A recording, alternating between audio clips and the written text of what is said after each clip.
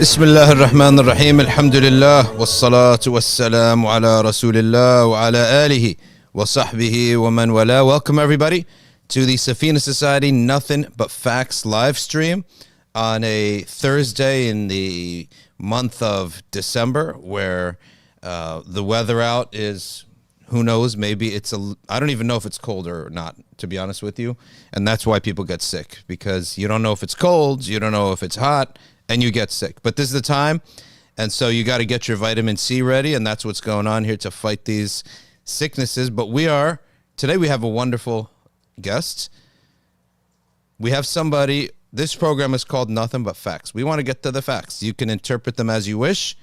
You can have what opinion you wish, but we want facts, and that's what we're going for. So I have been, in the effort to really understand what's happening in Hashem, have ended up following a Twitter account by the name of Tauqir Sharif, and I found it really valuable what he was bringing to the table, and I liked his optimistic nature, and so he's our guest today, and we're going to learn and see what is going on the ground and get his perspective and get his commentary and his observations on the latest happenings in Hashem. So welcome to the Nothing But Facts live stream, Tauqir Sharif. Bismillah. Assalamu alaikum. Wa alaikum assalam wa rahmatullah. Jazakallah khair for having me. It's my pleasure, inshallah ta'ala. Okay, so there are not that many people that, at least that I could talk to, who are on the ground. Bilal Abdul Karim was one of them. You're the second one we have on the ground. We are sending our own man, Salman, inshallah bi'idhnillah. He's going to Sham as part of relief organization. Let me begin with you, and for the audience, to put it out there, I've already asked him, what are the red lines in this discussion? He said there are no red lines in this discussion, so we're going to talk. So my first question to you, how does a British person from the northern part of England, I am assuming? No, East London. So it's the southern East part. London. Okay. How does someone from East London end up in Sham? Well, I suppose they have to go on a bit of a journey. My journey didn't begin in Syria per se, but it did begin in Sham, in a different part of Sham, which was Gaza. Alhamdulillah, Allah subhanahu wa ta'ala blessed me to be able to go to Gaza in 2009 after the Operation Cast-led offensive by the Israelis. And yeah, I mean, we went on a convoy, took 100 ambulances from the UK, drove them all the way to Gaza, broke the siege. And what I saw in Gaza kind of changed me forever. When was and this? To be honest, I wanted to stay. What year are we talking? Say again? What year? Recently? This was 2009. 2009. And you went for relief work in Gaza? Yeah, so we went on an aid convoy. So we basically bought second-hand ambulances, filled them with aid. The well-known MP, George Galloway, he was the one who was leading the convoy. And basically we drove, it was a kind of aid effort, but also a political statement, driving through all of these countries, driving through borders that had never been opened before between countries, that had issues between them. But alhamdulillah, we made it after a couple of months of driving through different countries, doing conferences. Alhamdulillah, we broke the siege and entered Gaza. And what I saw there changed me forever. I really wanted to stay, and many of the brothers that were with me wanted to stay, and the brothers in charge there wouldn't allow us to stay. They were like, your voices are more important and powerful to us outside. So I remember leaving Gaza, one of the few times, that, tears were streaming down my face. That's the place, that's Gaza. It has it's an enchanting place to put it in very basic terms. So you're in Gaza 2009. They made you leave. You went back home to England. So I went back home to England, started getting involved in more relief work. I was kind of helping run the family business, which made it easy for me, so I could work 3 months and then leave for 3 months. So there was a flood in Pakistan in 2010, went to other, disaster relief areas. In 2010, I was on the Mavi Marmara Freedom Flotilla. So this was a ship, or this was a group of ships that was sailing to Gaza to again break the siege, but break the sea blockade. And then the Israeli IDF, they basically attacked the ship, came down with helicopters. 9 people were killed, 50 were injured. We were all arrested. And taken to prison in Beersheba or Beersheba in occupied Palestine. So that was a big international story in 2010. A lot of these escapades that I was doing resulted in me being banned from quite a few countries. So I was banned from obviously, Palestine. I couldn't go to see Al-Aqsa. I was banned from Egypt, banned from quite a few other countries for these kind of, political aid convoys, if you want to call it that. That's strange because aid is usually neutral. Aid is neutral if you're, being, how can I say, the nice guy, which is not involving himself in, you could say, fighting for human rights. Yeah. Once you start to push that boundary and you start becoming an activist, that's when Zionist lobbies, think tanks, people like this, they start attacking and you become an enemy. Okay, so you ended up in an Israeli jail. Yeah. And your British passport helped get you out? No, funny enough, it didn't. It's really funny because we thought that as Brits, we would be the first people that would be released from prison, right? Because Britain and Israel are allies. Yes. But the British government basically washed their hands of us. They were like, we were a contingent of, I can't remember exactly how many of us, but we must have been over 15 of us. Some were Irish, some were Brits, different ethnicities. And we just assumed that we would be the first to come out. The Irish ambassadors were great. They came, they took their people out straight away because they're very pro-Palestine. They brought us some chocolates and they said, listen, guys, looks like you guys are going to be waiting for a while. Wow. And when our embassy eventually turned up, they were like, well, we told you guys not to come here. Like, what the hell are you guys doing, sort of thing. Even countries like Pakistan, because the whole point of the Freedom Flotilla, it was taking millions of dollars worth of aid. It was trying to break the illegal blockade on, or naval blockade. But at the same time, obviously it's a political statement that we're saying that, look, this siege is illegal, right? We didn't understand or think that we were going to be attacked in this manner and with this brutality, but we shouldn't have expected any different from such a brutal regime. But yeah, so what ended up happening is even countries like Pakistan, who have no ties with Israel, their citizens ended up being pulled out earlier. Because the whole point of the reason why I'm explaining the different citizenships, and that's why I'm a bit tired, so you're gonna have to forgive me. No problem. But the goal was that they wanted to have as many different citizenships on the ship and as many high-profile people as possible, so that in the event something happened, there would be international pressure and governments would intervene. But like I said, even those countries that had no ties with Israel, other governments, like I think that the Pakistanis got taken out by the Malaysian government, came and took them out. So we Brits were actually the last ones. We were the last ones left in prison, which is crazy. Eventually, the Turkish government ended up bringing us out. The British government was like, we can give you a temporary travel document, one phone call, and we can lend you £50. That's it. We were like, but they took all our money. Like, how are we going to pay for tickets? The Israelis took all our money. They took our cameras. They took everything, right? What we're gonna do with £50? They were like, well, you got one phone calls, you got £50, work it out, sort of thing. Whereas the Turkish government came in and they were like, look, we're gonna fly you on a 5-star airline, or I don't know, top of the top airlines. Yeah. We basically have beds on Turkish Airlines. Wow. They brought us to Turkey. The president came out to meet us. There was millions of people waiting at the airport. Like when we came out like heroes. They paraded us like heroes. Like I remember coming out of the airport and onto like this bridge, and there was just people as far as you could see. When people were shouting takbir, the whole ground was shaking, Subhanallah. people crying, people giving us flowers. And I've still got a book a sister gave me to today. It's like a book about Palestine in Turkish, and it's got a message inside it, and scarves, and it was insane.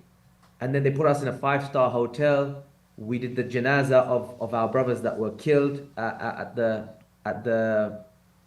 it was one of the famous mosques in Turkey. Again, millions of people came out, and then they said, "Stay as long as you want, and when you're ready to go home, we'll send you home." Wow. So got on a plane, paid by them, of course, again with a bed and first class or business class.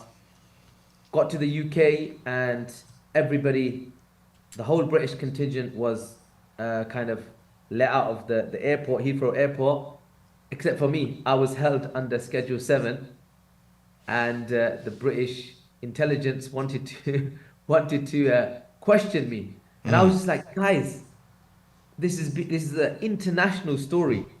The whole world knows where I've been. Like, come on, like, if you want to talk to me, I'm tired. I want to go back to my family. Like, just Subhanallah. if you want to talk to me, I'll come back and talk to you. Like, this is just taking the absolute, Subhanallah. Berties. So Alhamdulillah, there was like quite a few. There was a big contingent of people waiting in the airport, so they started protesting. All of my compatriots, so they were like English, Scottish, different people that were with the British contingent. They staged the protest. They said, "We're not going to leave the airport until you guys release him." And then Wow. they were like, "Right, just go, just go, just go." So they they let me go through. And obviously there was media and people waiting, and that was kind of a lot of the kind of Palestine activism. I was leading a lot of convoys to Gaza after that, but because I was banned from Egypt, um, I would go as far as Egypt or Libya. Sorry, not as the Libyan border, and then the convoys would go in, and the aid would get delivered. So there was a lot of things that I was doing like that. And then in 2012, when the conflict broke out in Syria, I wasn't really aware of the nuances, even though I'd traveled to Syria before that, and I knew that there was zulm, there was oppression taking place and stuff. I wasn't aware of the kind of finer details about the Alawite minority population, their beliefs, and how they had, most of the control and power in government. Um, and so it was a group of brothers that came to visit me, and they were like, "Look, we want to take a convoy to Syria. You've got experience. You've been leading convoys through all of these countries. We want you to lead the convoy." What So I organization remember, was it again? so they were just a group of brothers. They were just a group of brothers Mm. who were working in the Dawah. Allah bless them. So they didn't have an official organization. So they were Mm. coming to me because I was connected to many organizations. And I remember going to all the organizations that I knew and saying, "Look, guys, this is what we're doing." And basically, nobody wanted to help us. Everybody was like, "No, it's too hot. You know, um, we can't help you. We need to see what the British government's going to say about this first." This kind of cowardice, kind of colonized mindset, I call it. Mm-hmm. So yeah, we ended up taking the small convoy. Some of the brave hearts from the UK, Muazzam Beg, came with us. Obviously, Guantanamo survivor, one of my teachers, one of my mentors, may Allah bless him. And you don't need to say anything about his bravery and sacrifices for the Ummah. So we took 13 ambulances, it was. Some organizations did help us under the table. Mm. And April 2012, we took the first aid convoy from the UK. It was difficult, but we managed to get those ambulances into Syria. And Alhamdulillah, that was a big move, because once we achieved that, it empowered other people to do the same. And Okay. then you could say it became politically correct at that time to start supporting the rebels, and that empowered a lot of the rest of the Muslim community to then kind of start working in Syria. Um, so yeah, I when I went in April, I was like, how can I leave this place? People are getting killed. I saw, mothers, crying over their children who had been, killed by barrel bombs. And I just said to myself, how can I, as a man, see this take place and leave? I thought of the ayah in the Quran where Allah subhanahu wa ta'ala says, بعد أعوذ بالله من الشيطان الرجيم بسم الله الرحمن الرحيم وما لكم لا تقاتلون في سبيل الله والمستضعفين من الرجال والنساء والولدان الذين يقولون ربنا أخرجنا من هذه القرية. يعني the verse basically says what is wrong with you that you don't struggle in the cause of Allah subhanahu wa ta'ala when you see the men, the women and the children who are screaming out, Ya Rabb, save us from this oppressor. And that just reverberated in my mind. I remember seeing, the video, the images of Bashar soldiers burying, people alive and saying to them, say La ilaha illa Bashar. And I just said to myself, I can't. Subhanallah. And so literally I went back to the UK, organized another convoy, told my wife, who would only be married for 10 months, I said, listen, pack your bags, we're going to Syria. Subhanallah. And that's it. In December 2012, we were in Syria and we never looked back. Okay, I want to get this straight. So you took ambulances. Where did you purchase the ambulances from? Where were they purchased from? Ambulances from the UK, second-hand NHS ambulances in the UK. We also bought some from Germany, wherever we could find them in Europe. We bought right-hand drives, left-hand drives. We everything that was, they call them, there's a word for it when they go out of service, basically. So obviously these rich Western governments, after 10 years of use, they basically take them out of service. They're still brilliant ambulances, Mercedes, Renaults. So we would buy them like that and fill them with aid and drive them to Syria. Okay, you drove them to Syria? Or you had them shipped? Yeah. You drove them? Drove. So all through Europe and from Europe and Turkey? Yeah. So we would drive them to Palestine. So I basically used the same route that I used to use to Palestine. Because basically, one of the things that's important to understand is that the convoys in 2009, many of the people that went on those convoys, it was like an awakening and a realization for them. Because they were like, wow, we can actually do something ourselves. We don't need to, like, all of this red tape that, because we are privileged and we have British passports, we can do a lot. And I basically stuck like glue to a guy called Kieran Turner. He's not a Muslim, may Allah subhanahu wa ta'ala guide him, but he was very gracious. He's an expert. This guy's been doing aid convoys to all different parts of the world, Africa and all sorts for many, many years. So he basically, I stuck to him like glue and learned how to navigate the different countries, how to do cargo manifests, how to, liaise with different borders, how to organize ships. It's not that difficult. We just started doing our own convoys, and that's basically what happened. So we would drive from the UK, take the Channel Tunnel, or take a ferry to Dover, to France. Then from France, there's two routes that we could take. We could either drive down the coast to Gaza. It was two routes. We'd drive down the coast to Spain. From Spain, get a ferry to Morocco, and then go all the way through North Africa, Morocco, Algeria, Tunisia, Libya. I was actually in Libya a week before the war started and Gaddafi was taken out. And then we'd go to Egypt, then to El Arish, to Gaza. That was one route. The other route, which we started using for Syria, was you go through Europe, we'd go to Belgium, Luxembourg, basically all the way through the east, end up in Bulgaria, to... There's so many borders. I'm looking at the map here. There's so many borders. Yeah, so in Europe, because you've got Schengen, it's very easy. Most of these borders are very easy. Eastern Europe gets a bit tricky, but generally it's very easy. Schengen? So, yeah, it's like the Schengen zone. So like there's no borders in Europe, basically. You're not driving through any borders. Like you're driving through different countries, but you wouldn't really... Oh, so you didn't have to stop. Yeah, because we're Brits. Like there's like many countries, like you literally drive through a country and you wouldn't realize you went from Belgium to France, for example. Okay, so that explains a bit. Yeah, it's only certain countries like Switzerland that have borders. Everything else is basically open. It's a bit like America and the States. When you drive from one state to another state, I'm assuming there's no checkpoints. There's no like police waiting there saying, give me your passport. Which is how all the Muslim countries should become. That's what we wish that all the Muslim countries would become like. That's what it was like previously in history. and we hope one day we got some kind of Muslim passport that we Yeah. can do that. But we've got a lot of work to do.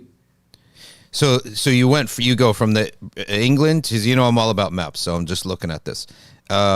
You get to Belgium, Luxembourg, Germany, Austria, Italy, Slovenia, Croatia, Bosnia. No. We wouldn't go through the Balkans. So we would go from Austria.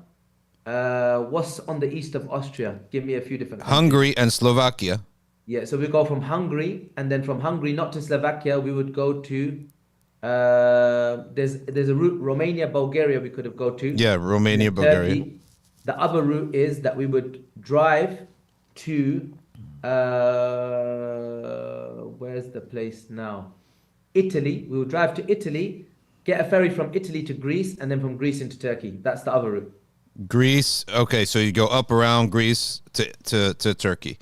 Yeah. So you would skip Sarajevo, Bosnia, and those areas. Yeah, because those countries, the roads are poor. So what we would do is there's a port in Italy, if I can remember the name of it. I mean, this is a long time ago now, right? So my mind's not as good as it was. But we would go from, let's see if I can remember the name of the port. There's a port in Italy and there's a port in Spain. And we would go over to Greece. That was probably one of the best routes. Greece is absolutely beautiful. Driving in Greece, nothing like it. Amazing. Wow. So you're driving 12 hours a day. How long does this take? Yeah, so again, the convoys would kind of be political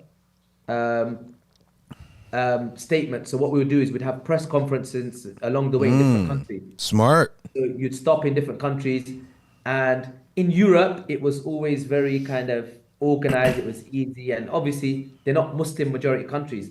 But as soon as you would hit Muslim majority countries, different level. People crying on the streets, sisters taking their gold off and giving it to you.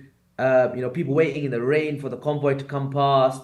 A different. The Muslim Ummah is so empathetic with Muslim causes, and they would treat you like we were heroes, that we were going to liberate these countries. And sometimes I'd feel guilty. I'd be like, look, we're just driving ambulances.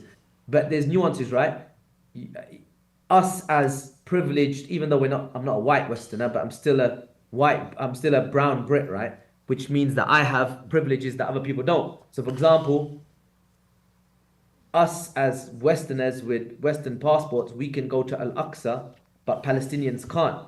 So we would literally meet so many Palestinians en route that were not able to go to Palestine. So for them, this was amazing. And similarly with the Syria convoys, the same sort of thing. Many Muslims are like, oh, you're going to Syria to help, and they would have that empathy, and people filling up our cars for free and saying you're not paying for the fuel. Subhanallah. And all sorts of amazing, beautiful, stories I can tell about how great our ummah is and can be sometimes. Subhanallah. So because when you said you take these ambulances, I was thinking, what are you like driving them to the port and then shipping them there and then meeting them there? So you guys driving them, you must have been a huge group, like minimum 20 people, right? 10 ambulances. The first convoys were small, but we were doing 100 car convoys. Wow. And sounds like a blast. Yeah, amazing. I mean, those convoys changed my life, I would, one of the most amazing experiences you can ever have, especially if you've got a good group of brothers on there. And it's a good dawah opportunity for non-Muslims as well, when they see us pray, when they see the mu'amalat. But yeah, many people who went on those early convoys all have their own projects now. They have their own aid organizations, or they have their own projects, or they're in different countries around the world. So they activated a lot of people from the UK, especially because they were like, whoa, we can do things ourselves. So there was a lot of barakah in it.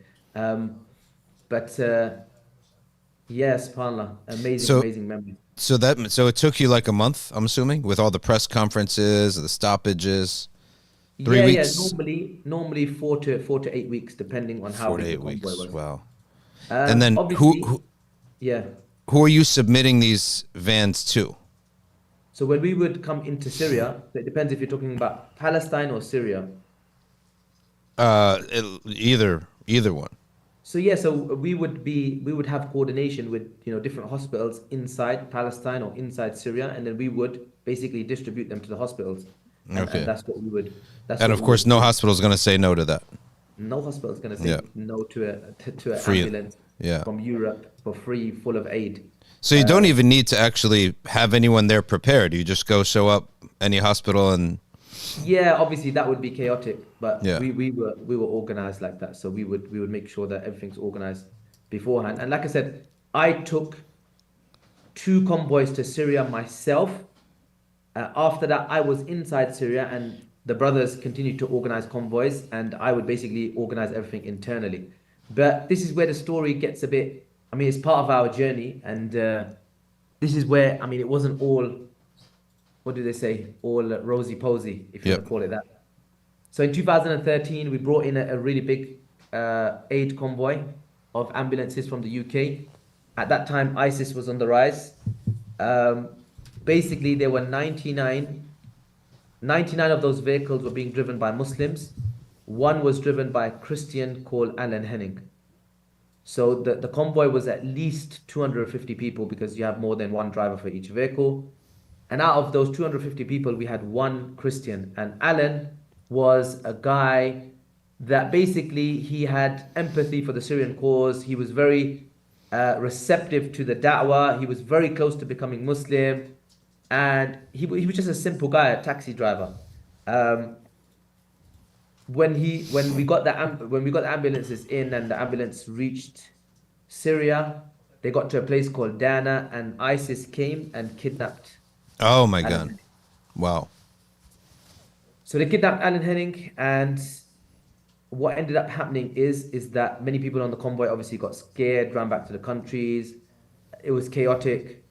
I tried negotiating with many of their leaders. We said to them, look, guys, this is haram, what you're doing. We have given this person a covenant of safety and security. He's not someone of great importance in the UK. The UK is not going to pay you a ransom, because, you know, ISIS, they were like, we're going to strike fear into the hearts of the kuffar, and, you know, we're going to get a ransom. And I pleaded with them. I negotiated with them for months. I was one of the people that negotiated with them, or tried to negotiate with them, and unfortunately to no avail. Eventually, they ended up putting Alan in a orange jumpsuit and filming it, and basically decapitating him and executing him. Wow. And that was very, very problematic. When Wow. that happened, again, that was a turning point for me, because my mum always told me, and it's something that's a part of my character, and it sometimes gets me into trouble, but it's an Islamic principle, you know, that speak the truth, whether it's for you or against you. It's an ayah of Quran too. So at that point, I came out publicly against ISIS, me, Bilal, a few others, you know, troublemakers. And we basically started telling people that these people don't represent Islam, whilst we were inside Syria. So this is what people need to understand. Many ulama, many people were still on the fence. They weren't sure. And we took a lot of heat. People were saying, you lot are munafiqeen. How can you Wow. say this? These guys are mujahideen. And we're like, guys, we're in Syria. People are like, no, you're looking at Western news. We're like, we're in Syria. We know these people. We see what they're doing to the Muslims, right? And so, yeah, they tried to kill me. I had a black Toyota Hilux. They put a bomb in under it, but alhamdulillah, I survived. Wow. I had a gym. I had a youth project where I would train youngsters in a refugee camp. They put a bomb in that. I also Wow. survived, alhamdulillah. MashaAllah. This And is an insane story. I did not expect this at all. By the way, everyone, I came into this totally cold, not having a clue. But this is insane. Keep going. I've got loads of stories, bro. This is just the beginning. Wow. So yeah, so we continued. Alhamdulillah, we persevered. Those were difficult times. Many people said to us, look, you're crazy what you're doing. And we said, look, this is the truth. We have to make sure that, you know, people know the reality. And it took quite a while before other people cottoned on and realized, yeah, actually, these guys are what, you know, these lot are saying. But subhanAllah, obviously now there's no dispute over this. But at that time, it was a very difficult stance to take. But alhamdulillah, there was a lot of blessings and barakah in that. Obviously, we didn't do it for any reward or for any reason. We just done it because it was the right thing to do. Because we saw the damage that they were inflicting, the murder. You know, they had a thing called qatl maslaha. We kill people for the the Bet. greater benefit. This is one of their Wow. ijtihad. Like when we would talk to their scholars, like their shari'in, they called them, they would say, yeah, they would profess we got qatl maslaha. We had a maslaha to kill that person, so we killed him. And because we're building an Islamic state, it's fine. So That's some these insane guys were, fiqh. If you yeah, some insane, situations. Omar, you got that in the Hanafi school? That is some insane fiqh. Oh my goodness. So, and this So is how did like yeah, yeah. continue. Yeah, so this is like one of those things when people say things to me, I say to them, look, guys, you're talking from things that you've seen on videos and stuff. We've personally met these people. We've been in their courts. We've negotiated and we've spoke to these people and we know these people firsthand. We know, like we've heard it from the horse's mouth. This is not a second or third party source, do you understand? And yeah, like I said, people found it difficult to believe at that time, but obviously over time, we were proven right. Not that that means anything. What matters is what, Allah subhanahu wa ta'ala is pleased with and nothing else. But it's also nice to, when people recognize that actually you guys took a stance that was very difficult and the right stance to take. Yeah, I mean, you're given the way they act, if they're doing qatl maslaha, I'm sure they're going to do qatl taskit or qatl to get someone to close their mouth, right? Yeah. So you survived 2 attempts from ISIS to kill you, to bomb you, essentially. And then at what point did you say, nah, forget this, I'm going back to England? And at what point did you say, no, you know what? I'll stay here. There was never I'm going back to England. I Subhanallah. mean, anyone who knows me from, before I started practicing Islam knows that I was kind of always an adrenaline junkie. And I loved doing all the bungee jumping, skydiving, fast cars, all of that kind of stuff. So, for me, being, in this kind of environment, alhamdulillah, there was many blessings. I know that might sound a bit crazy, but when you're in the path of Allah subhanahu wa ta'ala, you see many miracles, you see many difficult things. I've seen crazy things. I've seen a lot of death, destruction. I've seen some of the most difficult things that, someone can see. But at the same time, Allah subhanahu wa ta'ala, gives you resolve, when you're doing the right thing. And no one will truly understand that until they go out fi sabilillah and put themselves in these situations, I read somewhere that, you won't truly understand. Many ulama say that you won't truly understand tawakkul until you're, in the midst of battle. And I can relate to that. I've been in situations where everybody around me has died, and I'm the only person that's survived. Ajib. Well, you got to tell this story now. So yeah, we used to do a lot of work with hospitals and stuff in Aleppo, in different regions all across Syria, and obviously hospitals were a target. So I was in a building once. A missile hit the building, and basically nearly everybody died. I literally walked out of that room. I walked out of that building. Smoke. When these buildings get hit, it's like white clouds of smoke just envelop everything. You can't breathe. You're choking, and you're just trying to fight your way out because you can't see anything because of these clouds of smoke. But I ended up walking out of there perfectly fine. Me and one other person, another guy was on the balcony of the building. He ended up flying off the balcony and landing on the street perfectly fine. And me and him were the only 2 that survived. So, And that was an ISIS bombing. No, that was an airstrike. That was an airstrike from the Bashar regime. Bashar, okay. So the Bashar regime was targeting a hospital. So obviously the ISIS thing is a side point. It's just one of the side kind of points of the brutality of the Bashar regime. There was many different things that were happening inside Syria, but obviously the main aggression was from Bashar al-Assad and his brutality, killing his own people. That's how the whole kind of revolution started. The ISIS chapter was just that was a side thing. So the majority of it was from the Syrian government. Yeah. Obviously, ISIS's thing was about power. They had a time when they took power. They announced the caliphate and stuff like that. There was a lot of infighting, but obviously the fight has always been against the Bashar regime. And Basshars' regime was brutal. There was a British doctor who took a wrong turning in Aleppo in the early days, Dr. Abbas Khan, and he ended up getting tortured to death. So it was a dangerous place, but this is not to put people off. Like, one of the things I really want people to understand is that safety is relative, right? Yep. I was closer to death in the UK than I've ever been in Syria. I've been in Syria for 12 years. And I always ask myself, is it because, I'm unworthy of Shahada, and may Allah subhanahu wa ta'ala forgive me and purify my intentions if I am? Because obviously we're always in the quest for Shahada, if Allah blesses us with that. Or Allah subhanahu wa ta'ala has, a different plan for me. But subhanAllah, like, it's one of those things where if your time is up, your time is up. That's I it. mean, I was in the UK when I was 19. I was stabbed in some gang violence, and I could have been another statistic. I could have been a number. I could have been just that Asian guy, that young lad that got killed in London in a gang fight. But Allah subhanahu wa ta'ala gave me a different opportunity. He gave me an opportunity to, Subhanallah. be guided, inshallah. Allah gave me hidayah, and that, opened doors for me. So now, knowing that, why would I hold back?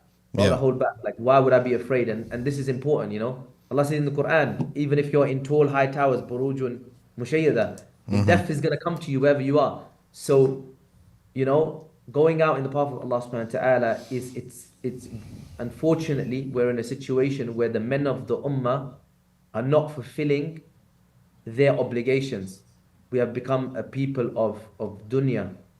And that's why we're in the decadence that we are. I mean, one of the sad things for me is that for 13 years, the Syrian people have been being brutalized.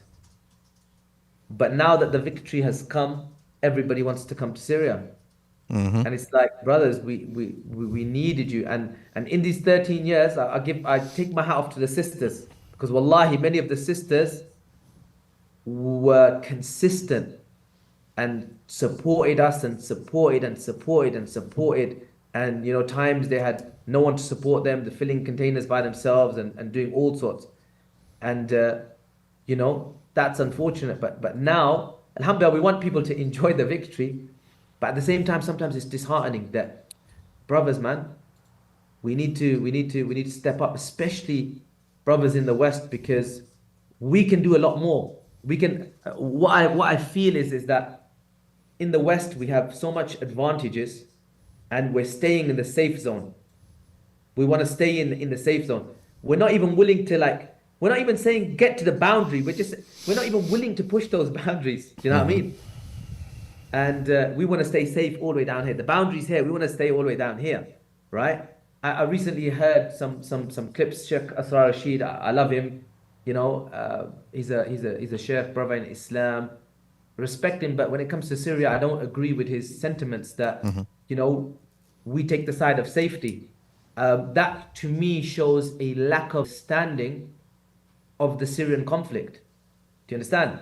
I believe, and I've never personally spoke to Shaykh Asrar, but I believe many people like him held that view because they were able to go to Syria, they were able to go to Damascus, to Ruknuddin, and certain places where they could study in these small enclaves. And what it does, it gives this illusion that everything is okay and there's deen here and people are studying. But the reality is that's not the case. People were being brutalized, people were being taken. If they would go to pray Salat al-Fajr in the masjid, people were being taken to Sednaya and Tadmur for growing a beard. Many of the sisters that I know that are Palestinian sisters here, that are part of my team and they teach in our madaris, our schools and our institutes. If you hear their stories, they studied Sharia in secret. They studied in secret. They used to learn deen in secret in like Dar al-Arqam back in the day in the time of the Prophet ﷺ. You couldn't learn deen in Syria. For the privileged people that were going to Ruknuddin and foreigners that were coming from outside, yes, you could. And it gave this illusion. But if you look at the amount of people, these mass graves that we're finding now, this has been a systematic. I was just talking to an Italian reporter yesterday, and we were just in a mass grave, and we were looking at these bags, bro. Look at some of the videos I just done the last couple of days. This is like 48 hours ago. The Syrian families that came to this mass grave with us, they started opening these mass graves in front of us. And what they started taking out was not bodies, bags, sacks with names on them. Subhanallah. Names and numbers. So it makes you think, who went to the effort of putting bones of a human, because you can't fit a body, a body in a sack. Ashes. Right? So either these people were cut into pieces and put in these bags, but then there was no remnants of blood inside these bags. It means these bodies were somewhere else and they were moved. And that's what happened when we did a bit of investigation and digging. We went to a place called Al-Kutayf, which is just north of Damascus. And when we asked the people, we said, look guys, we heard that there was a mass grave here. They said, yeah, there's a mass grave. We said, what do you mean there's a... Everybody in the town knew about the mass grave. We said, how does everybody know? They said, because the regime would come here and force us to dig and bury the dead. Wow. And then in 2019, they came with trucks and they made us move all of the dead to this place. So they took 7 months to move all of these bodies to another place. And then that's where we found this place. It was in a place called Jisr Baghdad. They basically said that the place where these bodies were moved to this place. So when we got there, we started finding bags with names on it. Children's names, women's names, a name and a number. So I was talking to this Italian journalist and he said this was similar to what the Nazis would do. Because you're killing people on an industrial scale, what happens? You need to have death bureaucracy. Do you understand? Yeah. So we killed, so-and-so family, Beit Shaykh, they had 26 members of their family. We've killed 13. There's another 13 left to go, for example. Wow. Crazy. This means that, when you see Sednaya and you go in there, when you go to some of these military hospitals and you see, this was industrial killing. This was it's insane. It's crazy. And we know that Western governments were involved in rendition and torture. Cage prisoners actually got compensation for certain brothers that were sent from the UK, America, Canada to places like Egypt and Syria for torture. So they were doing all sorts of stuff with the blessing of the West. But I didn't realize it was on this scale. When you walk into these places and you see, not only that, Sednaya was heartbreaking for me. Because alhamdulillah, the amount of people that came out was very minute. But I've filmed footage where it's literally like you're walking towards if anyone's ever been to a football game or a baseball game or any kind of concert, when people are going to the venue, it's like thousands of people walking in one direction. Yeah. Literally, I remember the first day Sednaya was released, we couldn't get our car up. Sednaya prison is on the top of a mountain. So we had to park our car like 2 kilometers away. And thousands of people are walking all the way up this mountain to the top of Sednaya. And then inside this prison is absolute chaos. People are breaking down walls. People are digging, trying to find this infamous Sijn al-Ahmar, this red prison that's supposed to be under the ground. And you've got women crying and this went on for days, my brother. Wallahi, this went on for days. People coming and you're asking people, what are you guys doing? And they're like, we just want to find our loved ones. And when you see the amount of people, you realize how many people were missing. Most of these people, it's a psychological kind of destruction and torture. And this was going on at a mass scale. So when people like Sheikh Asrar Rashid say, we were choosing the side of safety, which is no revolution against the Bashar regime, that's insane. What safety? Safety for the Alawites? Safety for those who are in power? Because the normal Sunni Muslim population was being absolutely brutalized, decimated, burned.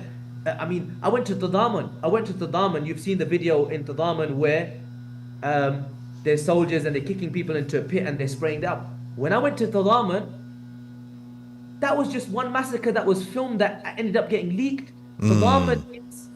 Tadaman is a site of massacres. When we went there, every single person had a story, my brother. They were, you know what they were saying to us? Half of Tadaman is on the ground. What they would do is they would kill people, tie them to the pillars of the buildings, put explosives on them, blow the building up so the building would fall down so they didn't have to bury them. Subhanallah. And Tadaman is just rubble. I mean, some of the stories, like it's just you can't, like, it is literally like concentration camps and the Nazis and this systematic killing. This is what we're talking about before the revolution, right? And then obviously the revolution has barrel bombs and chemical attacks and all of these different things that were happening, right? So anyone who says that Bashar al-Assad, by not revolting against him, you know, this was a popular revolution. Look at the millions of people on the streets right now. You know, this, like, anyone who can say this is some Western engineered revolution is insane. That's completely untrue. Has there been external influences in this revolution? Yes, of course. Okay, we're not children. Of course, there's been deals made, things have happened, but the revolution is real. And the reasons why the people rose up against this tyrant, dictator, brutal, evil person is 100% real. Subhanallah. Did you ever shift from relief to taking up arms against the Syrian side? So my story is quite public. I've been public about it. I mean, I am an aid worker. I came here to help people with you know, all the different things when it came to education, relief work, tents, blankets, all of this kind of stuff. And this is the things that we've done. But I've been very open about my support for the resistance and the fact that I even went on Channel 4 and debated a British parliamentarian. He's a Zionist, and he actually agreed with me. You can find this on YouTube, by the way. It's called the Jihad debate. This was in 2014, I think. And I said, the resistance, the jihad, they called it the jihad debate. I said that the jihad in Syria is justifiable. And the Zionist parliamentarian, he agreed with me. He said, Tauqir Sharif, I agree with you, right? We're talking about on a moral ground. So I've been open about that. I've carried a weapon, I've carried arms, and I've been open about that. I've been like, look, I've carried weapons to defend myself and to defend those around me. I cannot be expected to be in a war zone and, you know, support the Syrian people and be, you know, not be armed. This is what happened to Dr. Abbas Khan. Dr. Abbas Khan took a wrong turning and he ended up being tortured to death. So as a Muslim, neither do I shy away from that. I'm not a fighter. That's not my profession. But have I fought? Yeah, I've fought to defend myself and I've fought to defend other people. And I don't see any problem with that. And I make no bones about it. And it's completely legal according to British law and international law. If the Israelis can go to Israel as British nationals and fight in the IDF army that does international war crimes, then nobody has the right to tell me that I cannot carry a weapon to defend men, women, and children in Syria, you know, in a defensive position to make sure that these people are not harmed. And that's what I believe. And I even said that on the BBC. And the Americans have a Second Amendment, right? Why is it a problem when Muslims carry weapons? Yeah. Right? Has anybody challenged you on this? Has anyone from the British government side objected to any of this? No, I mean, like I said, I did that debate with the MP. I've been very open about it. There was one female in some of the stuff that I did with the BBC when I was made stateless, because this is what comes next, right? I was deprived of my citizenship. There's like a Zionist, you could say, think tank called Chatham House. One of their women, Lena something, some irrelevant woman. She was like, which kind of aid worker carries a gun? Well, I do, and I like guns, and I like shooting guns. And every Muslim should learn how to use one. So yeah. So tell us that you becoming stateless means they stripped you of your citizenship. Yeah, so what ended up happening is, I mean, this is a racist law. So what happened is, because obviously I was a well-known aid worker, they deprived me. It's called a deprivation order. The British government, the Foreign Office, at that time it was Amber Rudd, who was the foreign minister, I think it was, that was her title. They put in a deprivation order for my citizenship to be revoked. That was in 2017. What's the crime? So the crime was, and this is how ridiculous it is, right? The crime was that I am,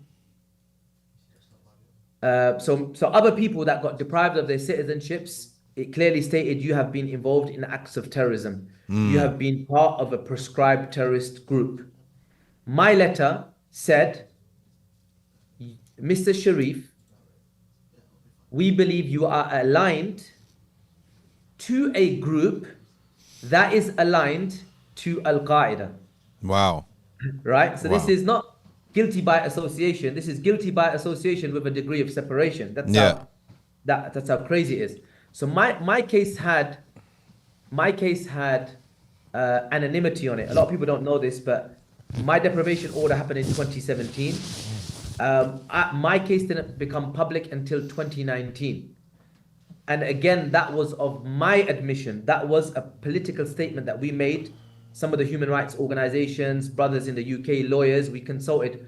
When Shamima Begum's case, she's obviously the most high-profile Brit that was stripped of her citizenship, went public, we decided that this was the right time to piggyback off that and come out and say, no, not everybody's ISIS. You are lying. The British government, you're trying to say everybody was ISIS, and that's why you took their citizenships, but that's not true. And what you're doing is not only illegal and unconstitutional and not, according to British values, as they like to say, but it's also racist.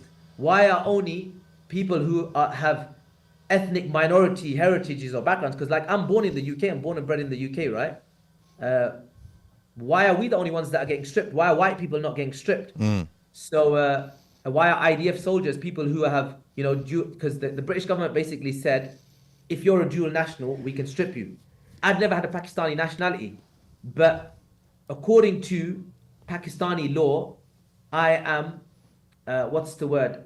I'm eligible one by birthright, which is crazy. So that's why I basically got stripped. But I mean, there was a lot of support for me from politicians from the Labour Party, because obviously they were the opposition. But the way things went in the UK is that the UK has become more right-wing. Brexit, leaving the UK, anti-immigrants, all that kind of stuff. The Labour Party, they were like, we'll repeal these laws if we get the Muslim vote. But Jeremy Corbyn and his team, they didn't get in there. He had a historic defeat. And so that ended up happening. But going back to the letter and why I was supposedly deprived, right? A lot of this goes into detail in an Al Jazeera documentary. It's called Stateless in Syria. You can find it on YouTube as well. Basically, in essence, what the British government, and this was our defense in court. So what the British government has is something called SIAC secret courts. One of the greater democracies of the world has secret courts where you can't even see the evidence that is being presented against you. SubhanAllah. Where you have to make a defense on charges that you don't know what they are. Yeah. So we were like, okay, first of all, we were like, I want a public hearing. If I have a jury, I'll win.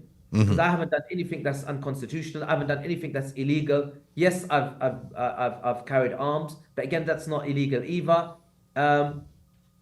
And yeah, I haven't done any acts of terrorism. And by default, you guys are admitting, the British government is admitting that I am not ISIS. You're admitting that I'm not even Al-Qaeda. You're admitting that I'm not even part of a group that is aligned to Al-Qaeda, which they meant HTS, who is now apparently going to be taken off the prescribed terror list. So you're saying I was basically a guy that was aligned to HTS. I wasn't even HTS by your admission. So, but the UK government wasn't having none of it. So we went around in circles for about 2 years, and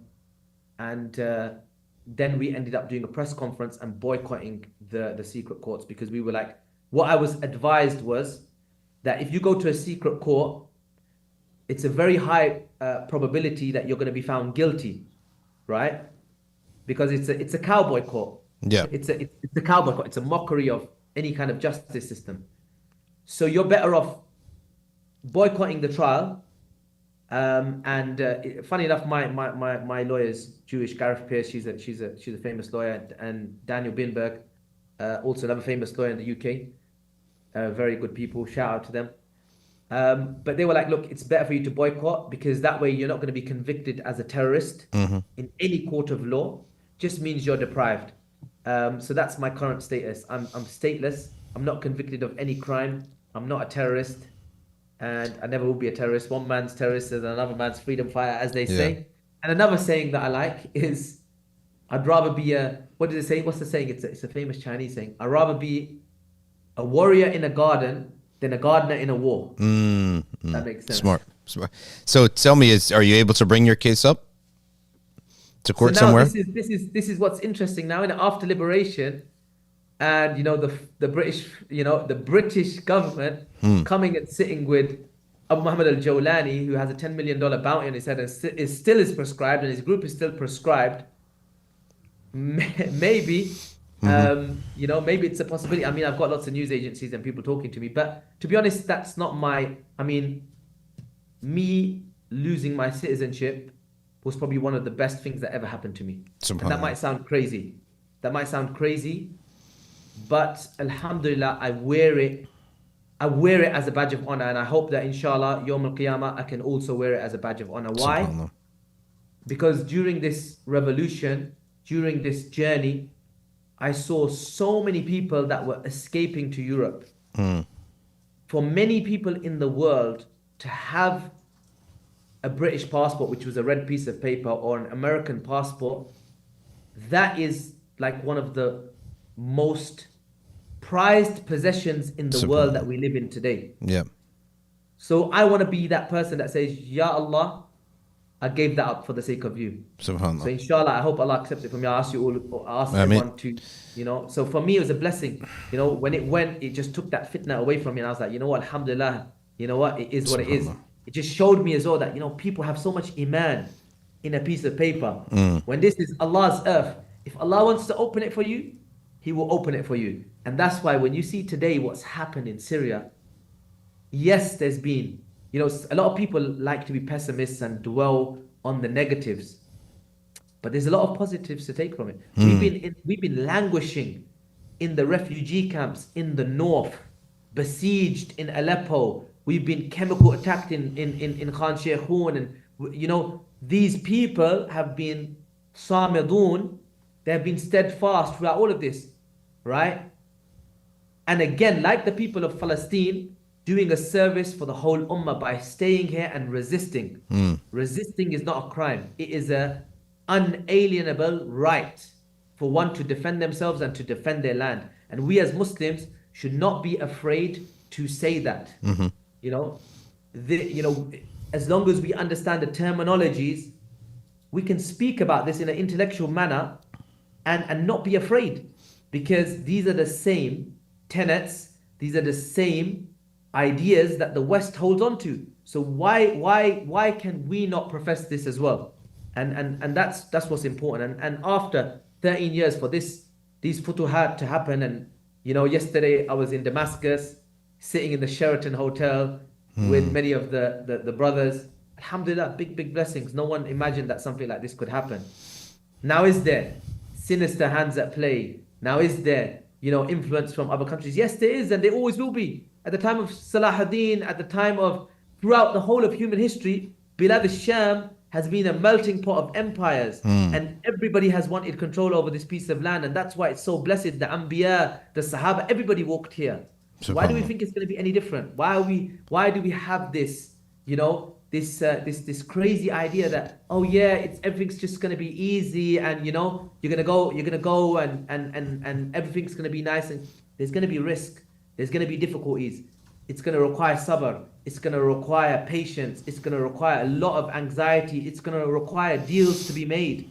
Do you understand? This is siyasa sharia. This is not some utopia like people imagine. You know, some people outside, when I listen to the commentary, I'm like, guys, what do you think? This is some utopia. Islam is just gonna fall out of the air and it's just gonna be one perfect khilafah that's gonna come. It doesn't work like that, my dear brothers and sisters. And our Islamic history is littered with kingships and littered with dictatorships and littered with, you know, people doing crazy stuff. But there has to be a group of people who are what? Muslihun. People who do islah.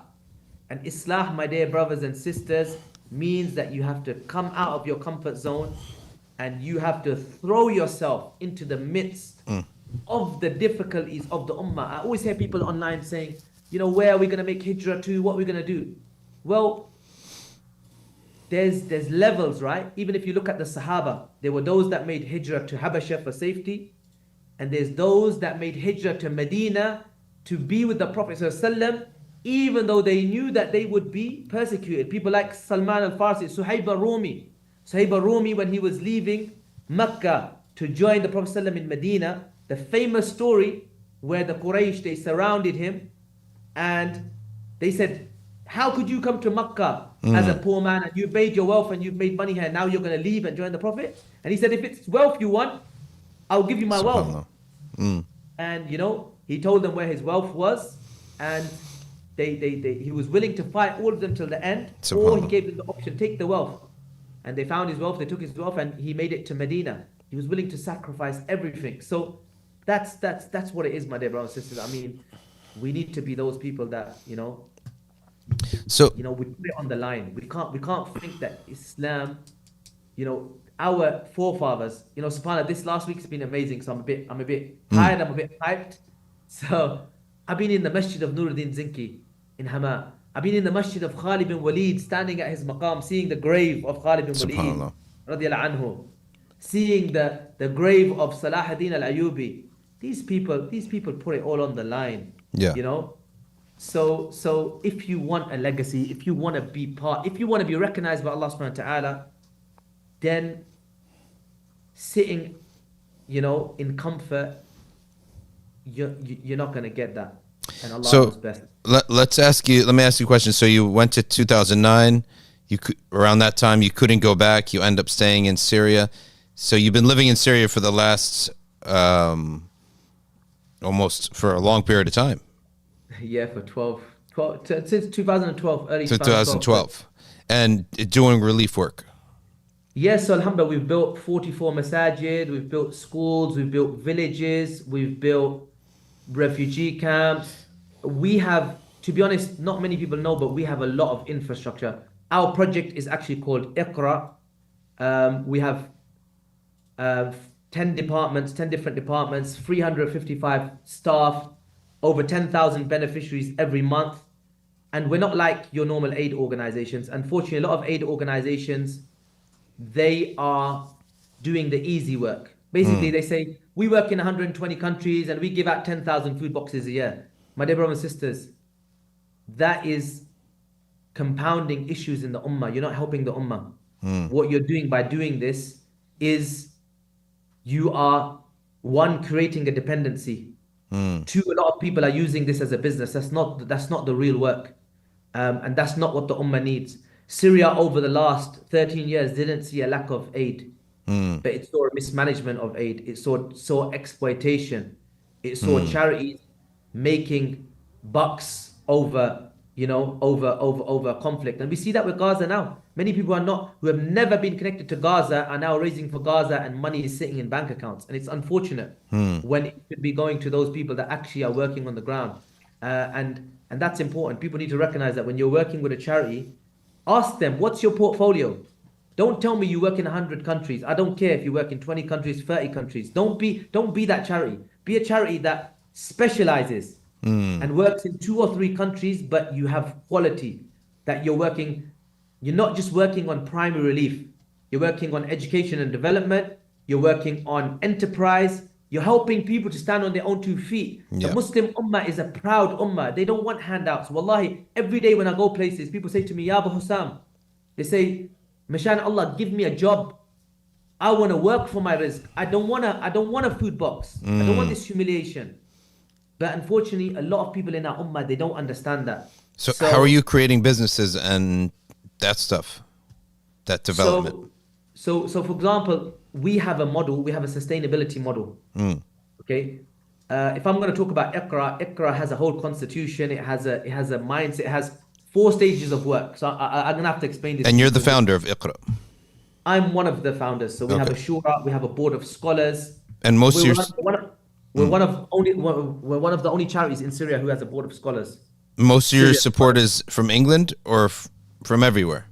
We have a lot of support from all over the world. We do a lot of online crowdfunding, and we're registered in South Africa. We're registered in Turkey, and alhamdulillah, we have many partners. And you said you have a board of scholars. What do they oversee?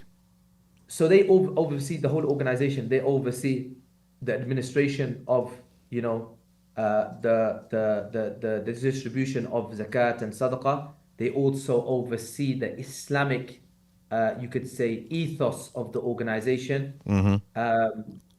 And yeah, so we go to them they're integral part of the organization. But yeah, so what we have in Iqra is we have 4 stages of work, and inshallah, I hope this message is. I wanted to do this in a proper series to help people to understand.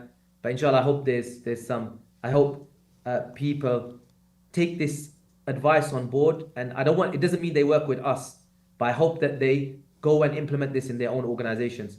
So we have 4 stages of work. The first stage, which is the lowest stage, is primary relief.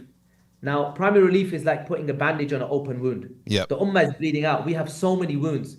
You, by giving food boxes, yes, it's needed at certain times, but just giving out food boxes is not going to help the ummah. So the second stage is education and development. Education and development is the least funded sector. Go to your most charities and ask them, how many schools do you support? What institutes do you have? Okay. Most charities, what they do in America, in the UK, is they only fundraise. And what they do is they give their money to third-party charities. They have no understanding of what curriculum is being taught, the level, the standard of education, even if they are supporting schools, right? So the second stage is education and development, not just for the beneficiaries. I like to use the word rights holders because that's what Islamic Relief uses, a good term. I stole it from them. I won't claim that one. By the way, what's your website? Our website is, I think it's Project Iqra. It should be iqracharity.org, I think. But our website is a bit outdated. This is the thing, because we've been so busy implementing inside, we haven't really been able to show people the work in that way. Most people know us as live updates from Syria because that's the kind of media, kind of political stuff that we do. But inshallah, we will be launching a new website. I think the old website is iqracharity.org, but I'm here. It's not anything amazing, right? Okay. So the second stage is education and development. This is not just for the rights holders or beneficiaries, but also for our staff, our teams. We don't have any sponsorship, whether it's for widows or orphans, except that it's connected to education. The education, most of the time, is in Masjid. We have a strong connection of, right now I'm sitting in this office, this is in one of our masjids here in Syria. It's called Masjid al-Sakina. Oh, so you open up a masjid and then you run this education out of there? Yeah. We have, like I said, we've built 44 masjids in Syria, alhamdulillah. All throughout. Some of those masjids have gyms, some of them have different facilities. It's making them the community centers, right? Bringing people to the masjid. So a lot of the time when people do orphan sponsorships, for example, they give money, but what they don't realize is that in a war zone, this sister has many different variables, many factors that are affecting her life. She might be being exploited because she's living in a refugee camp. She might be in a situation where she has trauma, so she's buying antidepressants or drugs, etc. Or there's family members that are taking. So those funds a lot of the time don't end up going to that orphan. So what we do is our programs are very different. The widow has an education program and psychological support, as well as the orphan, the yatim themselves. So we do horse riding. We are the only charity in Syria. If you see any charity doing anything to do with horses in Syria, that's us. We implement that. We do equine therapy. That is our project. So we have different riding centers in Syria. It's again a prophetic sunnah that we've used to basically, the Prophet ﷺ said in a hadith, al-barakatu fi nawasil khayl ila yawm al-qiyamah, there will be, blessings in the forelocks of horses until the day of judgment.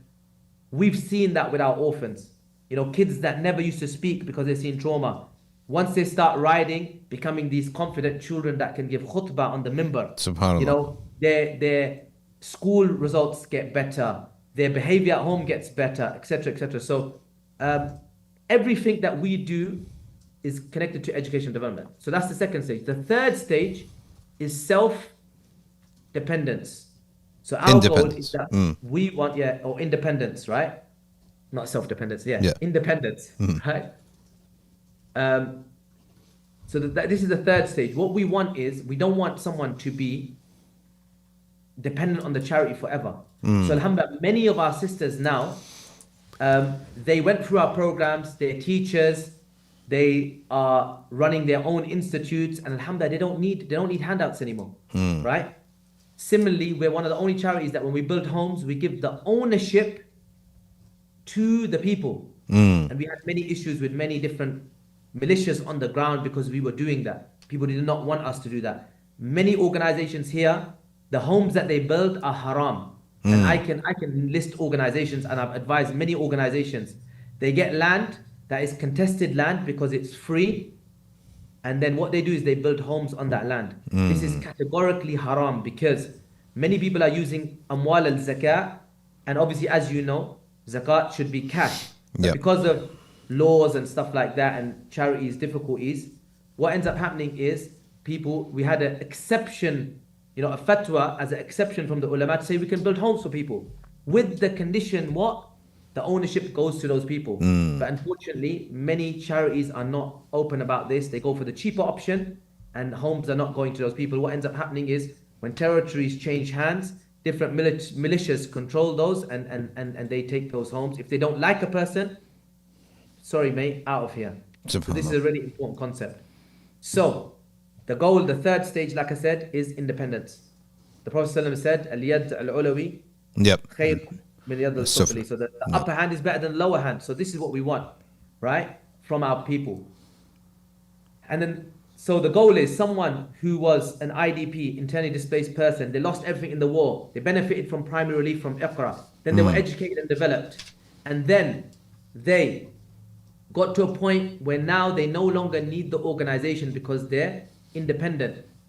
What's the next stage? This is the most difficult stage, the fourth stage, which is تفعيل الناس لمساعدة الأمة الإسلامية, activating the people so that they go on to help other people in the community. So they become a sadaqah jariyah for us. So Iqra is like a factory. Alhamdulillah, we have many people that started with us in our organization. Now they have their own projects. Ajib. We're happy for that. Amazing. One of my youngsters, I've known him since he was 17. Alhamdulillah, he learned English. Allah Mubarak. He went through university. His brother was a Shaheed in Aleppo. In the early part of the conflict, we sent him out to Turkey. He became a prosthetic limbs technician. We helped pay for his education and stuff. He eventually ended up getting a master's, and he is now one of the most qualified prosthetic limb technicians in Syria. He's either trained most of the technicians in Syria. And now, alhamdulillah, he is going to Egypt to set up our prosthetic limb center in Egypt. Wow. Which is going to be helping the Gazans. Wow. But this is what we're talking about, taf'eel. I met him when he was 17. Subhanallah. Alhamdulillah, now he's 30, he's married. And he said to me the other day, and it really hit me, and I was like, alhamdulillah, this is what our work is. He said, Abu Hussam, he said, all these years that I was serving Syria, I felt like that was just my obligation. I had to do that. But he said, now for the first time, now that I'm going to Egypt, I feel like, you know what? I'm really gonna be serving the ummah, and now I'm gonna be, doing that greater struggle. That's beautiful. This is just a small. I know I went on a bit, but this not at all. Not at all. Not at all. This was great. I didn't know that. It's the first time I've seen this for part of relief organizations, because we are new to the game. We are new to relief, and we tend to do primary relief. But now that you're talking about education, self-independence, and activation, I like it, and that's how it has to be. That's how you want to eventually produce. For hours. Yeah. I could talk about it for hours, but I don't want to bore the viewers. No, this was beautiful. This was beautiful. So I wanted to ask you about your future there. Now, you must have now so much rebuilding to do in Syria. What does the rebuilding look like in a shell? Yeah, so Subhana, currently we're building a super village. It's called the Walnut Village in northern Syria. I mean, we've built many villages over the years. This is the one that we're building at the moment. It's about half complete. We're hoping to complete it by the end of 2025. This was before, obviously, all of this kicked off.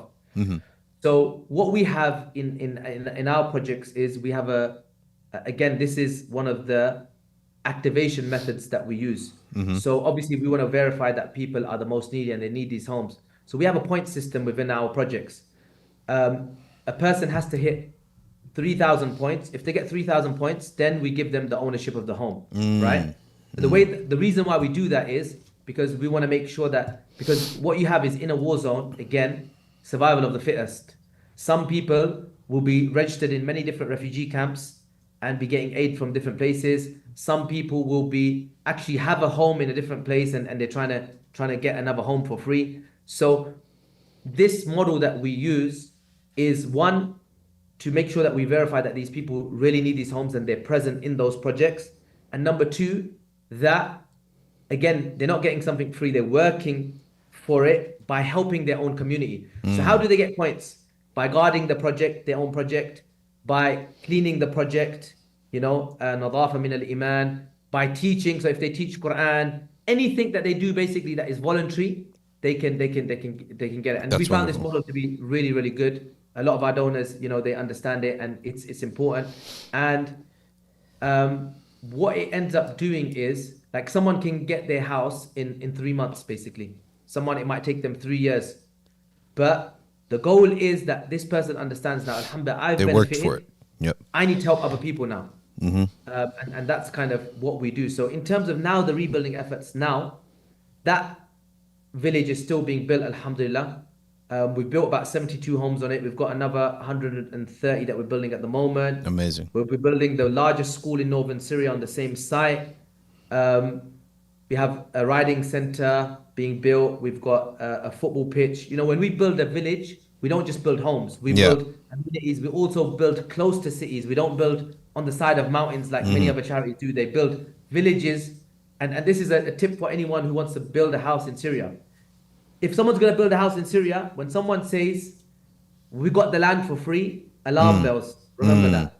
When you see the drone footage and it's on the top of a mountain, alarm bells. The reason why they do that is so that they don't have to build foundations. Again, the homes are cheaper. But what you end up doing is you're putting people on the side of a mountain and they are far away from society. So you're not actually helping them people. Where are they going to go to school? Okay, even if you build a school there, how are they going to work? Yep. How are they going to, be part of society? So a lot of charities have done that as well, built housing projects on the top of mountains. And I'm not going to mention names because I don't want to expose people, but the consumer, you people that are giving your sadaqah and zakat, do your homework. Look at the videos and look, wow, that village is on a mountain. That's why I'm paying $1,000 or $2,000 for a house. Yeah, because it's in the middle of nowhere. That land was free, doesn't need foundations, it's on a mountain. You're not helping the people. You're making the people dependent again. So yeah, just throwing that in there. What city are you in northern Syria? I'm in Azaz right now, but we have a city, we already have an office in, so basically 20 days ago, before all of this started, or 21 days ago, we had one base in the northern Turkish territories, which is Turkish administered. So I'm in Azaz in the countryside of northern Aleppo. And then we also have another base in Idlib in a place called Atma where there's several refugee camps. So our organization was split into two teams. So we had the countryside of Idlib and the countryside, and Aleppo and the countryside. But now, over the last 20 days, we've already mobilized. We have an office in Aleppo city. I know the city well because obviously in the beginning of the revolution, a lot of it was with us. And I used to work in many of the hospitals there. So we already have established an office in Aleppo. We already have established an office in Damascus. because a lot of our team was from all over the country, my guys that had been displaced from Damascus on green buses are going to Damascus and they're setting up our office there. My guys from Aleppo that came out on green buses are going to Aleppo. So alhamdulillah, we're working. We're going to be working all over this country, inshallah. When you were, before the revolution, when you were in Aleppo and this other city that you were in, who was ruling these cities? What was the government? Just civil governments? Just like local governance or what? Yeah, so in the early days of Aleppo, obviously, see, one thing people don't understand is that the Free Syrian Army is not a monogamous. Oh, no, that's not the right word. Monogamous stuff. I mean, homogeneous. Yeah, homogeneous or homogeneous. It's not a homogeneous group, right? It's an umbrella. This is what a lot of people really don't understand. This. So the Free Syrian Army is an umbrella. Okay, underneath this banner, it has hundreds of groups, and the groups. So you have the biggest groups are Fayalik, and then underneath them you have a liwa, and under the liwa you have Kata'ib, and under the Kata'ib you have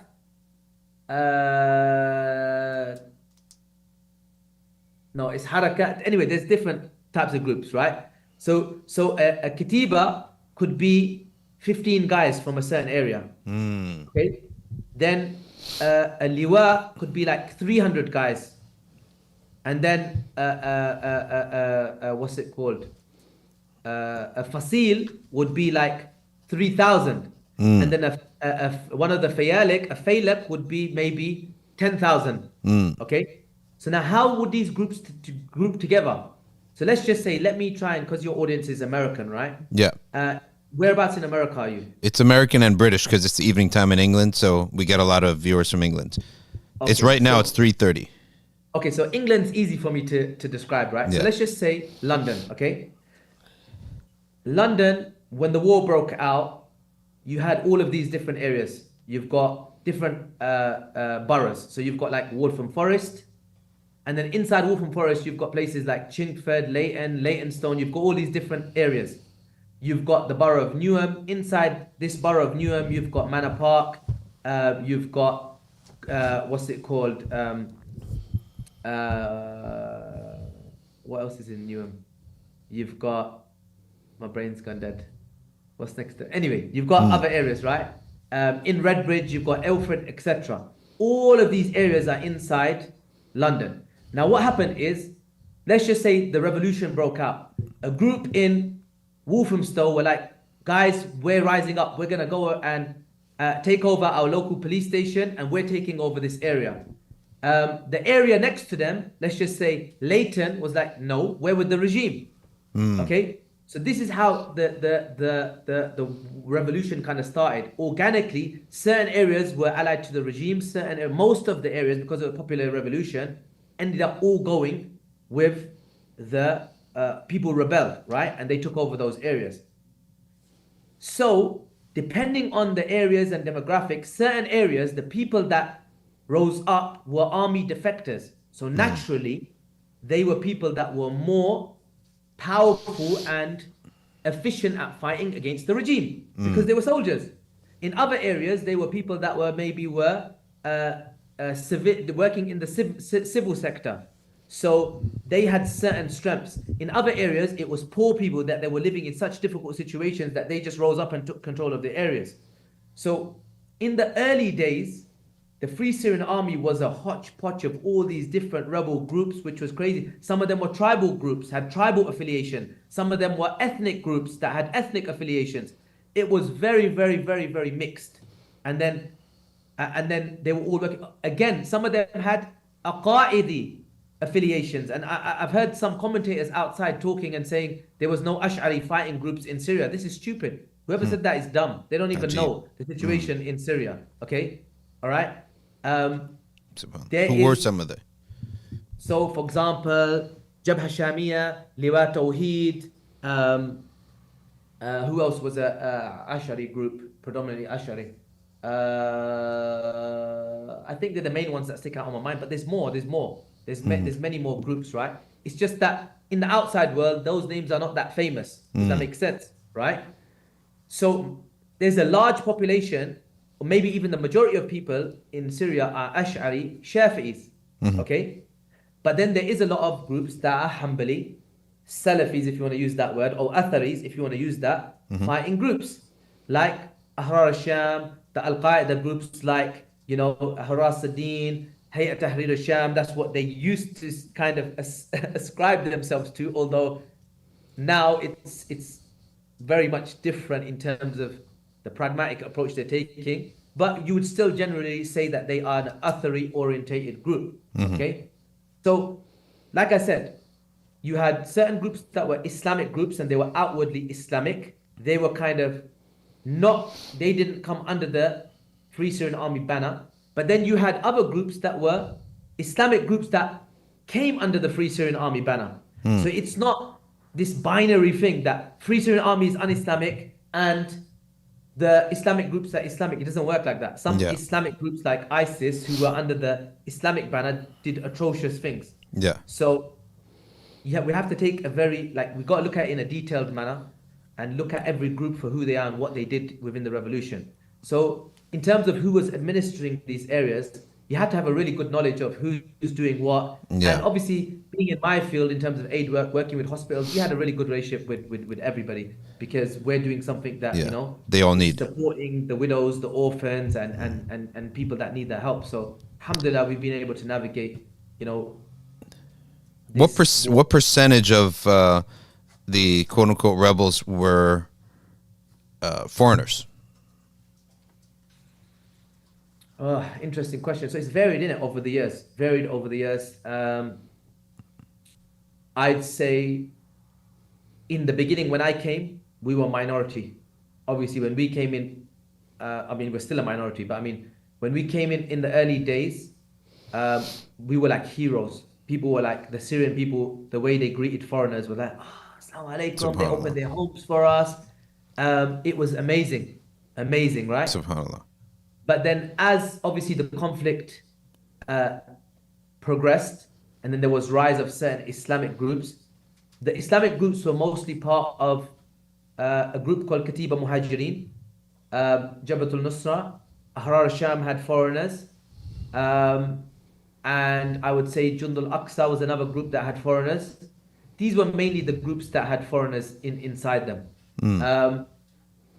And obviously at the rise of ISIS, because there was a lot of media and they had an amazing media machine that was, you know, brainwashing a lot of people, thousands and thousands of foreigners were coming to Syria. Subhanallah. That would, you'd say at that time, and a lot of them were thrown, how could I say, they were just used as cannon fodder.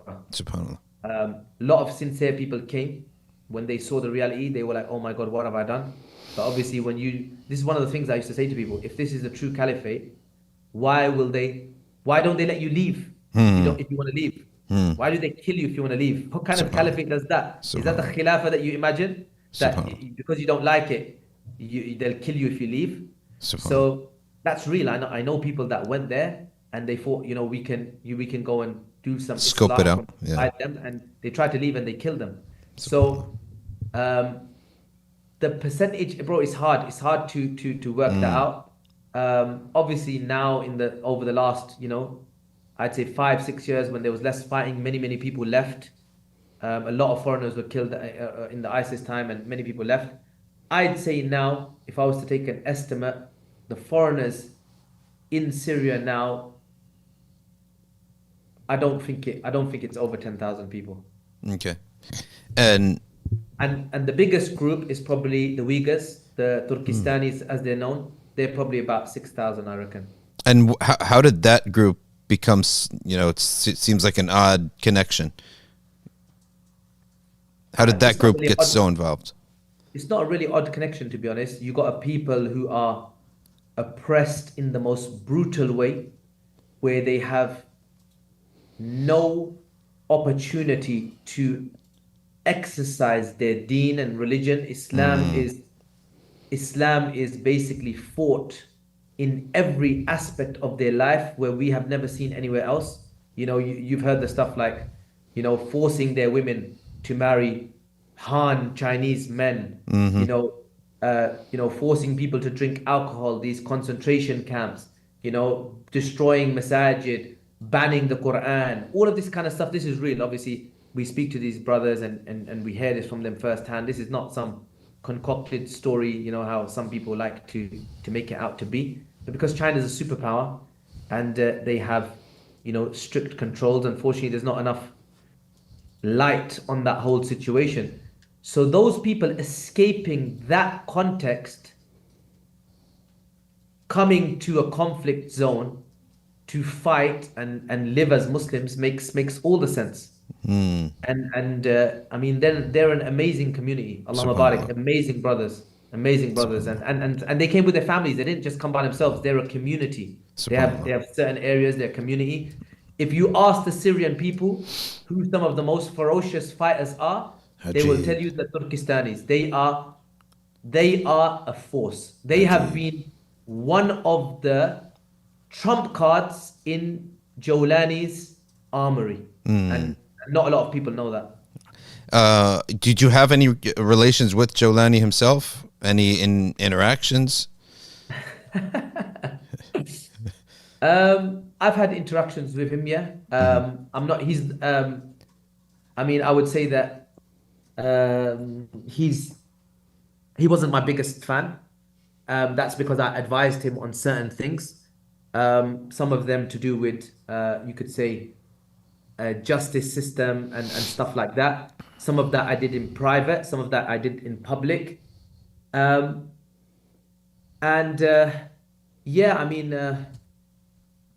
My interactions with him, like I said, he's someone that in this time now, he's done a lot of good things. And I hope that inshallah he continues on that trajectory. Does he have mistakes?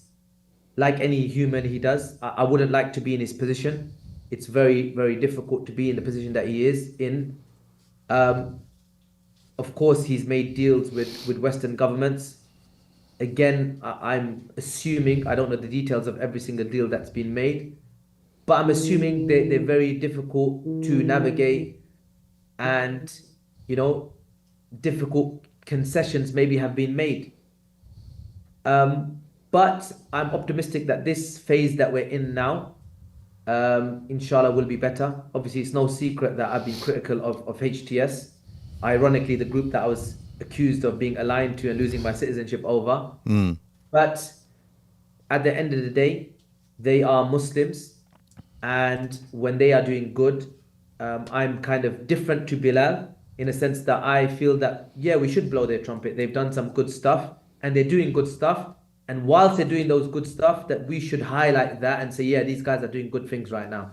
And in regards to the future, where this will go, only Allah subhanahu wa ta'ala knows, We hope that they are going to be better for the Syrian people than Bashar. And I definitely think they are, and they will be.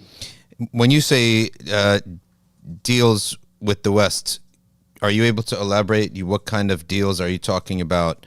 What kind of deals and concessions are you talking about there? I mean, look, it doesn't take a rocket science, right? If you study the previous conflicts between rebel groups, mujahideen, terrorists, if you want to call them that, over the last decade, over the last 20 years, if we're talking about conflicts like Bosnia, Afghanistan, Shishan, you will realize that the treatment or the, how can I say, the way things are moving right now in Syria hasn't happened for any rebel Islamic group in the past, 20, 25, 30, maybe even 50 years. Okay. Now that doesn't necessarily have to be a bad thing. Okay. I want to make that very clear. Just because someone is able to negotiate a deal doesn't necessarily mean it's a bad thing. Okay. We have to be realists here. Yeah. But, and this is the caveat, right? What are those concessions that have been made? If the concessions have been made, are that I'm not going to implement Islam in this time. For some people, that is a concession that is too great. I am of the opinion that it's not realistic to expect that at this moment in time. Do you understand?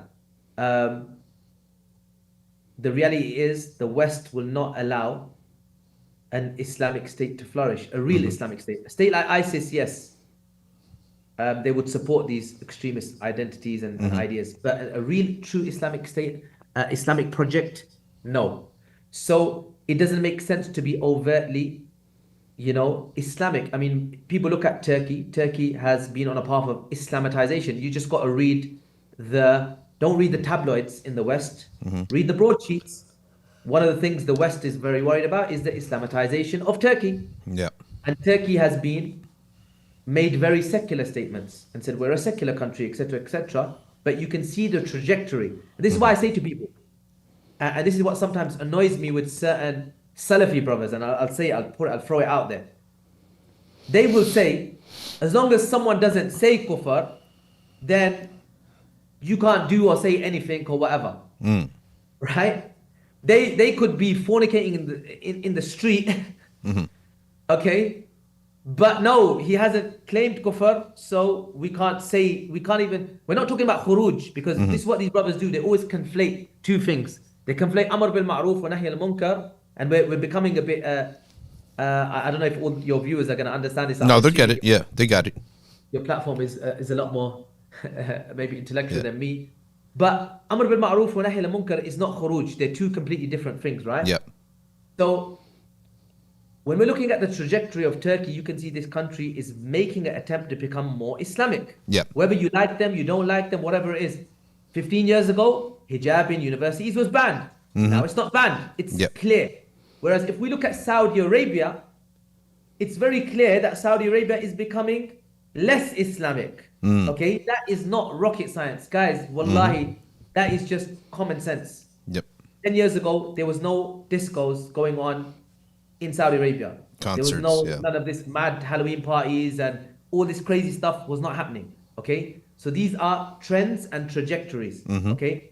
I think that is more important than statements. And so that's what's important to bear in mind in this conversation, in the context of the conversation that we're talking about. So someone coming out and professing Islam is not as important as the application. The Arabs have a saying, say, لا تعطيني الناطور أعطيني العنب. Right?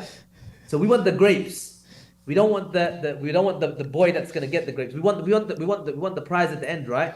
And this is going to take time. Salahuddin al-Ayyubi was the wazir in a Fatimid state. Today, many people would say this. They would have made takfir on this guy. You understand? So we have to be. What's the word? We got to think deeper. We got to think long term. We can't just be simplistic and say, oh look, they haven't said it's an Islamic state, so these guys are a bunch of losers. And also, you know what I was thinking, like practically speaking, when people are looking for a place to live or to study or just to be active in dawah, right? People aren't looking for a perfect utopia. Just give me a place where I can go, be active and not get arrested. Like that's a very low bar. Turkey Turkey set that bar. So they got Ataturk everywhere and they say they're secular. Okay, but if I can go there and I could participate in a little school that has maybe a Syrian scholar that's been a refugee and is working with the Turkish people, and I could do dawah, I could talk, I could do a lot of things. The bar has been sort of set so low in the Arabic world, like they're arresting you, Sidnaya prison. Egypt oftentimes no different. Saudi now, if you speak out against concerts, you're out. So the bar, the level is so bad that just a place to go to a masjid, to have a beard, to be involved in dawah, it's a step up. And you could do a lot. You can transform culture, as is happening in Turkey. The culture is being transformed. Yeah, this is what I believe. It's a generational thing. We need to look for those bases, those places where Islam can flourish. Yeah. Where we can build that next generation. And that's what we're doing here. That's what we're trying to do. Build the next generation that inshallah, they are going to... Look, a lot of people talk about the king. Yeah. They don't talk about the king makers. They talk about Salahuddin al-Ayyubi, but no one talks about Shirku, his uncle. Nobody talks about his mother. Nobody talks about Nuruddin Zinki. Nobody talks about Imaduddin Zinki. They don't talk about the people that made Salah ad-Din. And the culture that made him, that put him out. That's right, and the culture. So stop thinking, okay, we got two problems, right? We got a double-sided problem. We've got those that are saying, what do I do? And they're just sitting there on their laurels. And then you've got those that are like having this utopic understanding that we're going to get Islam straight away in one day and we need a Salah ad-Din. No, it doesn't work like that. Yeah. We need to get the ball rolling, start and work and think long-term and understand that there's going to be stages. Yeah, and I remember I just saw yesterday some article that said that people were upset that music was not allowed in a coffee shop. And I'm like, see, this is actually what the West wants the matter to be reduced to, right? To be reduced to these detail things that have no place in a nation that's really rebuilding itself. And that's not a comment on the ruling of music. Don't get it wrong for those people who want to take it out of context. We're not talking about that. We're talking about you literally have a pile of rubble, a nation of people who half of them were left. You lost half your manpower. You have Israel putting down an earthquake bomb in the on that border, and you have probably counter revolutions developing. And this is the issue. Like that seems. Not only that, people don't realize the regime is still here. Like Bashar has fallen, yes. But I'll give you an example. I was in a hospital called Mashfa al-Mushtahid, right? In the center of Damascus. At the beginning of this podcast, we spoke about systematic killing, death, bureaucracy. The hospitals are connected to Sednaya. When I went into the hospital, I had sisters, doctors, they were shaking. They were like, we can't talk to you. I was like, Bashar's gone, you're free. Yeah. Like, no, we're not. They're like, please. I was like, give me your name. They didn't even want to give me their name. So alhamdulillah, we managed to convince some of them they're going to be safe. We got their numbers. We took them out of the hospital. We spoke to them. And the things that we heard were shocking. Some of these, you could say that the structures of these organizations are still there. The same hospital managers are still there. And these hospitals, what were they doing? They were maslaks. They were slaughterhouses. They were part that the regime would bring people there and they would torture people and they would do stuff inside these hospitals. Even if you go inside them, they're scary places. So for the new government now to dismantle a lot of these old regime institutions is not easy. It's not easy. It's not something that's gonna happen overnight. So, people have no understanding of governance. People are looking at this from the outside, and until you've been in the field, until you've seen, look, my organization is, 355 staff, 10,000 beneficiaries a month.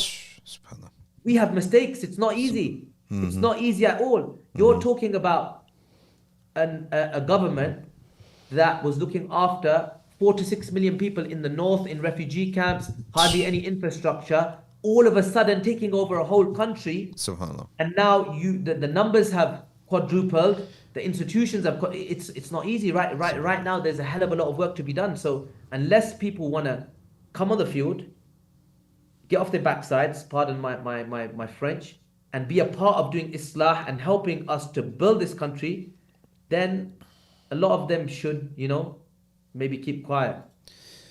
MashaAllah, we kept you for a long time. This was really a great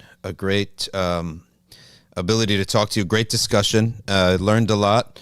And we hope to be able to support your work and maybe direct people who we know that are moving back to Syria to your organization. Maybe get involved in some of these things and get help. And we're here if you need anything put out, need any help on our end. I'd like to have this relationship continue, inshallah. Anytime you want to hop on, just a phone call away. I appreciate you for having me, and please forgive me if I offended anyone. Not at all. For being very frank, not at all, direct. Not at all. And I think that's the best way to be. 100%. I agree. 100%. All right. Jazakallahu khairan. Thank you so much for coming on. All right, guys. Assalamu alaikum wa rahmatullahi wa barakatuh. Wa alaikum assalam wa rahmatullahi wa barakatuh. All right, there you have it, folks. That was really a wonderful, wonderful interview and a surprise. And I did not know that he was engaged in so much work, and especially intelligent work. Not just giving out sandwiches, giving out food, that stuff is good. Don't get me wrong. But this education, independence, and activation, it's great. That's the way to be. That's the way to do relief work. Folks, I'm going to be hopping off right now to get onto the Thinking Muslim podcast. Probably it's recorded. I don't think they live stream. It's probably pre-recorded. It'll be recorded. You know, pre-recorded makes no sense. Of course, you can't record it after, right? So it'll probably be recorded and released later on, but I will hop on to that. Jazakumullahu khairan, subhanakallahumma wa bihamdik. نشهد أن لا إله إلا أنت نستغفرك ونتوب إليك والعصر إن الإنسان لفي خسر إلا الذين آمنوا وعملوا الصالحات وتواصوا بالحق وتواصوا بالصبر والسلام عليكم ورحمة الله.